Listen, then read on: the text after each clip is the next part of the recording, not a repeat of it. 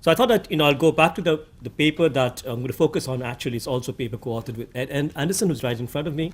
It's this paper that Howard wrote with Ed in Development Policy Review 2001. There's another paper he wrote around the same time in JID, which kind of look at this question of growth and distribution issues. And in fact, at that time, I mean, there was a whole set of a body of work coming along, Dollar and Cray, of course, and then there was this Operationalizing Pro-poor Growth project, 14 country case studies funded by World Bank, DFID.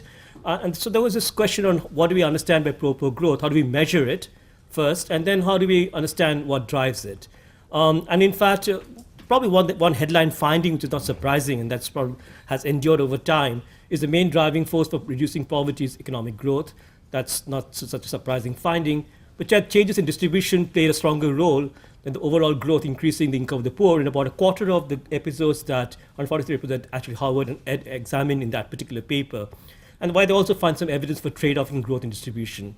The other thing that came up in much of this work was that what drives poor growth, is broad-based human capital, gender equity, openness, and so on. And to paraphrase Douglas North here, some of these are actually not determinants of pro-poor growth. They are essentially what we understand by pro-poor growth. So of course, then the question really is, what are the fundamental drivers of pro-poor growth? So what I want to do in this presentation is to kind of revisit this trade-off question of growth and distribution as of kind of today, if you wish. Looking at it from 2 points of view. First, understanding what we now know about growth in the empirics of growth. And there's been a lot of new work on that, which I'll talk about. And secondly, what we know about growth, the theory of growth, using some of the new institutional economics of growth, which is not just obviously Asperger Robinson, but a whole bunch of people working on this from very different standpoints. So we're going to try and look at the trade-off from these two entry points. First, looking at the starless facts of growth. One of the problems with literature on growth before, I would say, till the early 2000s, was that most of the work that you saw, and even to some extent persists even now, looks at long-run average growth rates between differences across countries, so cross-sectional growth rates, or maybe per capita income differences. And in fact, what one could argue strongly now is that this is not a valid characterization of growth that we understand in most developing countries. What we really see, and this is driven by a paper that Lant Pritchett wrote in 2000, is that we see substantial variation in growth over time. And what we really need to understand is get away from cross-country average growth rates to explaining growth dynamics within countries. In other words, within-country growth. And what that also led to the literature on the new empirics of growth was that you need to understand growth not just in terms of steady-state growth rates, as much what we saw from the neoclassical stories, or even the endogenous growth stories, understanding the transitions from phases of low growth to high growth, and vice versa. And I'll show you some evidence that countries keep on cycling between low and high growth phases all the time in the developing world. So understanding growth from that point of view. So what I want to present now is taken from this handbook which we did, Lant Pritchett and me, along with a couple of other co-authors, called the Visual Handbook of Growth. This is freely downloadable from our website, where we try and put together 125 countries, time series data, purchasing PPP GDP data, for 1950 to 2010, wherever the data is available, in some cases not as long as 60 years, and try to understand growth by looking at the time series properties of growth within countries. Now, just to kind of tell you exactly the headline kind of stories from that, if you look at growth rates and you distribute 8-year growth rates for the world, so you have 6 distributions here. The first one is when you have essentially growth rates of less than 2%. Less than -2, so it's a growth collapse. Then the growth rate -2 and 0, 0 to 2, which would be sort of just about positive growth, 2 to 4, somewhat more stronger growth, 4 to 6, and over 6. Now you can imagine the over 6 and 4 to 6 is what we would call rapid growth. And if you take countries and line these countries one by one in this distribution, you find that if you look at the UK, for example, and this is just an example really, I could probably choose any country among advanced market economies, and I would get a very similar distribution that we see in the UK. Almost all these countries in the advanced market economies, we bunch around that 2 to 4 or 0 to 2 mark. So they've seen some positive growth between 0 and 4. They really haven't seen negative growth. This is GDP per capita, by the way. And they haven't seen very much rapid growth. In the UK case, they had seen rapid growth a little bit, but it's below the world average. Okay, so that's pretty much what you might see in most developed countries. And then you go to a country like Cambodia, and again, I could use, this is Cambodia, I could just draw a country out of a hat. Pretty much I would get almost a similar characterization for most developing countries, except the East Asian miracle countries, which in those cases they will be bunched on the right-hand side of the distribution, except those set of countries, which, and there are not too many of them. You will see that very similar story, that a country like Cambodia has seen extremely significant growth collapse. So minus GDP per capita growth rates of -2 over 8-year average. Along with that, they've seen greater than average miracle growth, which is greater than 6%. And so you see a country like Cambodia bunch on both sides of distribution. So what you're really seeing here, we're talking about 8-year averages here, we're talking about boom and bust growth. And boom and bust growth is actually very, very typical of developing countries, in which case you could ask the question, what's the point of studying steady state growth rates for a country like Cambodia? It doesn't really have much information value. So Cambodia is an example of this. Let's look at time series properties. So for another country, Jordan, again, I can just pull a country out of a hat. For the developing world, I've got very similar kind of stories. Jordan has seen this very strong boom and bust growth. I'm using Jordan because probably it's a nice example of this. You see acceleration till about 65, and then a deceleration, and I'm looking at minimum 8 years. I want to take out cyclical GDP movements from growth itself. So I'm using minimum 8 years of intervals. And I see a collapse in the late 60s, you get an acceleration in the 70s, collapse in the 1980s, and then some gradual acceleration in the 1990s. And this property of acceleration, decelerations that we see in developing countries like Jordan is again very typical. Compared to that, a country like Sweden, who doesn't really have any of that kind of property, again, if I were to put any of the developed countries here, I would see a very similar kind of pattern of stable, slow growth happening over time. So that's an interesting property that we need to think about when we understand this. Now, what does it really mean for pro-poor growth? So let me make a fairly maybe controversial claim. Take two countries both with the same average growth rates over a certain number of years, at least 30, because we want to look at growth over time with growth phases in between. If the same growth rate, the country with more frequent boom and bust growth, that's switching between acceleration and decelerations, will witness lower poverty reduction in the country with the more stable growth rate.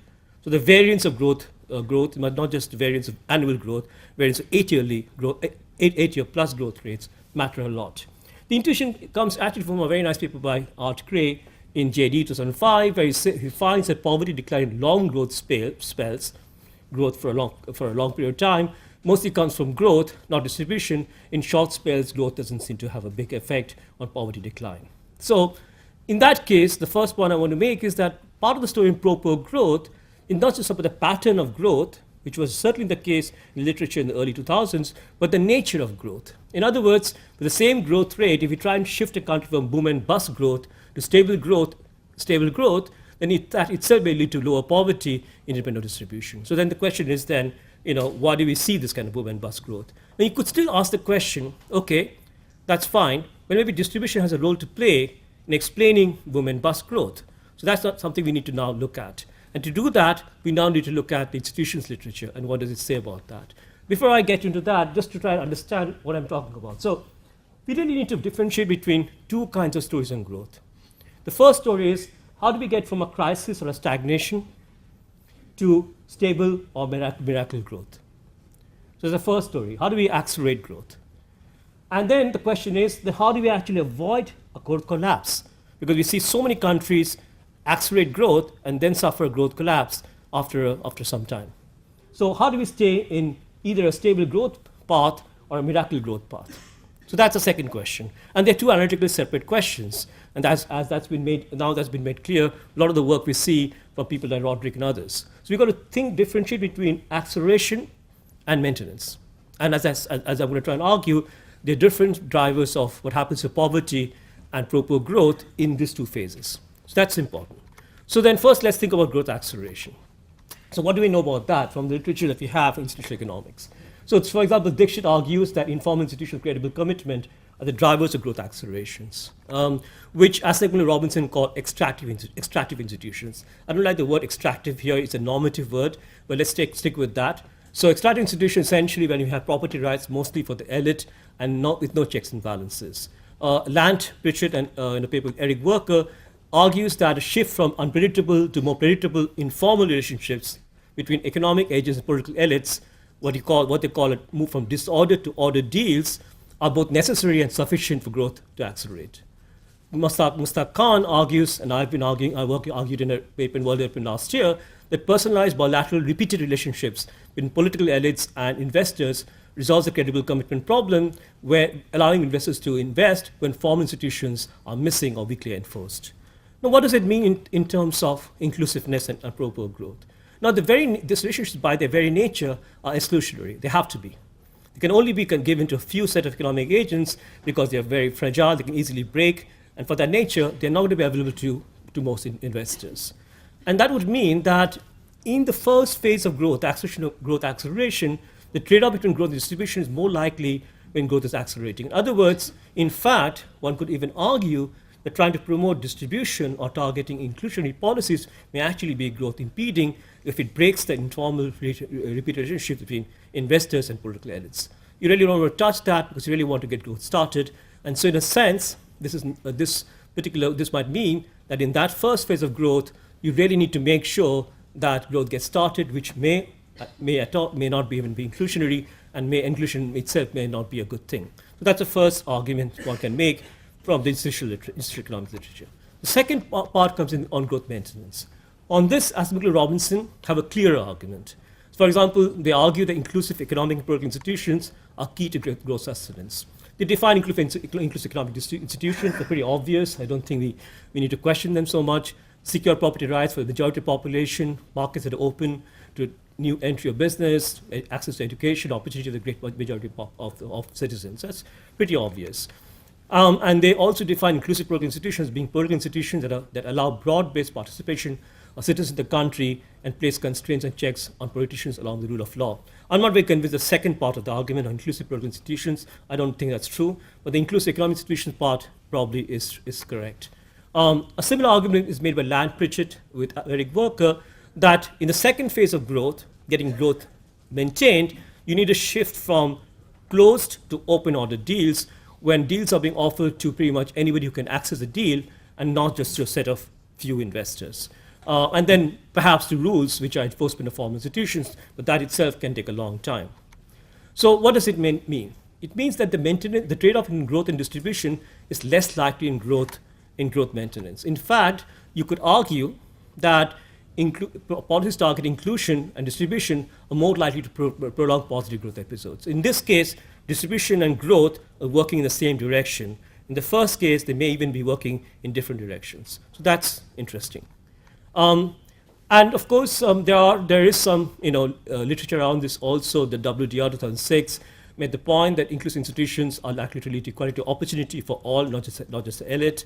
But there is this other thing that one has to be careful, that it is not at all obvious, and that's exactly why we see boom and bust growth, that when we have seen a growth acceleration, that a country will have better institutions coming in. In fact, that's exactly what we don't really see. And in fact, Asmik Robinson provides a nice story around that, why extractive institutions can be self-reinforcing. Elites may not be interested in inclusive institutions that constrain their power or take away some of the rents from extractive institutions. So in other words, what you really see is a situation where extractive institutions that are ordered lead to growth, acceleration, but this doesn't last for too long because we don't get a shift towards perhaps more inclusive institutions or open order deals. And that's exactly what Pritchett and Work argue, that countries cycling between acceleration and decelerations with weak institutions, with very little move towards more well-functioning institutions. And Jonathan Ostry, in a paper in the IMF Working Paper series, makes this point that, in fact, high inequality may shorten the duration of positive growth episodes. So here, I think what the evidence here suggests that inequality and distribution issues become quite important. Now, I'm just going to quickly take you through some graphs. How much time do I have, Rob? How much time, Robert? So, 10 minutes. 10 minutes? Okay, yeah. So just want to make this point that if you look at the growth episodes just sorted by beginning to end GDP per capita, so these are the biggest growth episodes we have. These are using the dating that we've done on episodes from the handbook, using basically time series methods like biparent. So when you look at that, you see in most of these countries you have seen the biggest growth episodes, they almost all had autocratic regimes to start with. It's a pretty clear feature of the data a couple of examples where I have democratic regime at the beginning of the period, like Laos and I think Lesotho. Apart from that, I'm using polity 2 data to rank them as autocratic or democratic. You see autocratic regimes as being, and that's pretty obvious because you expect to see in autocratic regimes the problem of ordered deals more likely to be resolved. It's more easier for a dictator, if you wish, to sort of to tell a few investors, I'm going to look after you. Why don't you start investing? So that's something. But having said that, having said that, you also find in autocratic regimes the most likely episodes of big decelerations, of big growth collapses. So if you look at the kernel density plot here, you see in autocratic regimes very big growth episodes or positive growth episodes, much more than democratic regimes. But you also see in autocratic regimes a higher possibility of growth collapses. Think of Zimbabwe, for example. So it's not too difficult to understand why we see extremes in autocratic regimes, while democratic regimes are much more bunched around how much you can expect of growth in either direction. Now, I'm going to just, I'm sorry, you can't look at this tables very clearly. The point I want to try and make from this is essentially that when you look at poverty inequality over acceleration, I'm going to show you something on maintenance, you generally notice actually that by and large, so let's say Bangladesh. So if you look at Bangladesh, you see the responsible income share of the bottom 20% to the growth acceleration, it actually contracts. In other words, in an acceleration in growth, you actually see the poorest getting worse off. Same thing happens with Gini. The Gini increases, increasing inequality. That's a feature, not for all cases, for many of these cases. Now, these countries I've got because I could get data for Ginis and headcount ratios and income shares pre and post growth acceleration. For many of these countries, data is not really easily available, but for these countries, I could get the data. So you can see by and large the story here, to some extent, is that in acceleration, we tend to see worsening of so-called pro-poor growth outcomes, right? And in a growth maintenance phase, and Bangladesh, again, just to sort of focus on Bangladesh, you tend to see income shares of the bottom poor actually responding positively to the growth maintenance. Same thing with Gini. Gini declines in this case. Again, it's not the case in every country. It differs from country to country, but we tend to see, by and large, for the growth maintenance phase, we see more pro-poor growth or more inclusiveness as measured by increasing income share of the bottom 20% and a falling Gini. Okay, so that's something that's interesting. I did a couple of regressions here just to, this I would just say are not causal at all, but correlates. And you tend to see, again, the point here is that if you look at a measure that I use, a very crude measure, I've just added the HCR and Gini together as a measure of pro-poor growth. I could have just used bottom 20% in distribution as Ed and Howard did. But if you look at that, you see in an acceleration, you don't really see much of a decline in the headcount ratio or decline in the Gini. But in the maintenance phase, you see a very strong decline. Okay? And in fact, when you interact this with the institutional quality measures, you see that countries which are improving the institutions, this is corruption, and here corruption increase in COR is a decrease in corruption. I'm using ICRG data here. You see the country improving the institutional quality, they do better in getting inclusive growth, which is kind of consistent with the kind of Acemoglu Robinson and others were arguing around this. So that's interesting. On the Gini itself, so for example, if you run a regression of the Gini and several controls here, you see here, again, I would not say this causal, I think it's a correlate here. You see the Gini actually has a positive effect on the acceleration. In other words, countries with high inequality tends to see the poverty of acceleration happening more frequently. But just the opposite happens with maintenance, that inequality actually drives down the possibility of a country staying in positive growth, which is already something we observed from the Jonathan Ostroy paper that I mentioned to earlier. So basically, that sums to come through some of the regression one does. So just to end here. So what can you take away from this? We can take away the following two things. One is that the country has not witnessed the growth acceleration or where growth is in decline. It is arguably more important to get growth started, as the inclusivity of growth may come later. Whether the institutions are inclusive or not may not be critical here. Distribution issues are out of second order importance here. Now, why is this important? Because there is a kind of tendency in that democratization itself is a good thing. And nobody questions that. If you wish, that's the inclusive approach to this institution's argument that Acemoglu Robinson used. But one could argue that democratization is not a good thing if we take that inclusivity of the institutions in a period when we don't have growth started and when we have a growth collapse. may be more important to try and make sure that even in an authoritarian regime, you can try and get growth started. So that's the first point. So I think for donors to think about inclusivity in the first phase is a mistake. The second part is actually stronger, I would say, in the argument that Howard and Ed made, that actually distributional issues are actually more important in prolonging a country's likelihood of staying in positive growth. So in this case, once you have growth started, emergent inclusive institutions, however defined, you can quarrel about what we mean by that, matters for growth to be maintained to avoid boom and bust growth, and here distributional issues are of first order importance. Thank you.